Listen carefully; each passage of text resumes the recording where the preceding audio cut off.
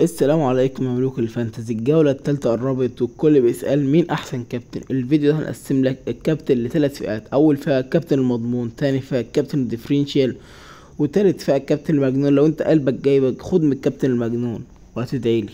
والبداية معانا في الكابتن المضمون، وأول كباتن المضمونة هو محمد صلاح من ليفربول بسعر 14 مليون ونص.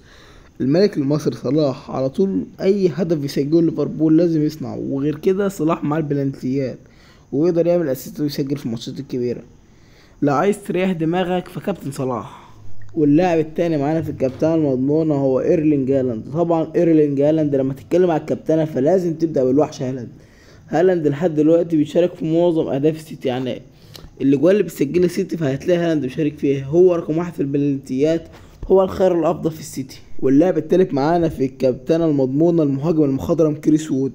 اللاعب طبعا بقى سجل حلو قوي، واللاعب ممكن يكون اختيار ديفرنشال حبة بس مضمون قدام ويست هام طبعا شفناه قدام ساندرلاند في الجولة الأولى. اشتروا 3 وفي الجولة التانية قدام تشيلسي اشتروا 5، ففرقة مش كويسة، فكريس وود يقدر يسجل. اللاعب اللي بعد كده معانا في الكابتنة الديفرنشال هو جو بيدرو طبعا هيلعب أساسي بعد إصابة بالمر، كمان ممكن ياخد دقايق كتيرة في الملعب.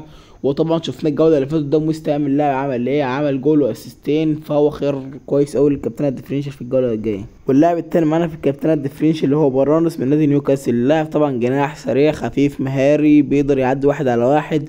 اللاعب طبعا متقارب دبل تجد الجوله الجايه. لو انت برضه مش حابب برانس ممكن تفكر في ايلانج طبعا خيار كويس قوي للجوله الجايه. واللاعب التالت معانا في الكابتنه الديفرنشال هو فيكتور جوكريز من نادي ارسنال. طبعا دلوقتي هو ماسك ضربات الجزاء، وطبعا شفناه في الماتش التاني مع الارسنال قصاد نادي ليدز يونايتد عمل ايه، فهو كويس جدا يعني خيار كويس، وحاليا هو نجم الفريق بعد اصابة ساكا يعني.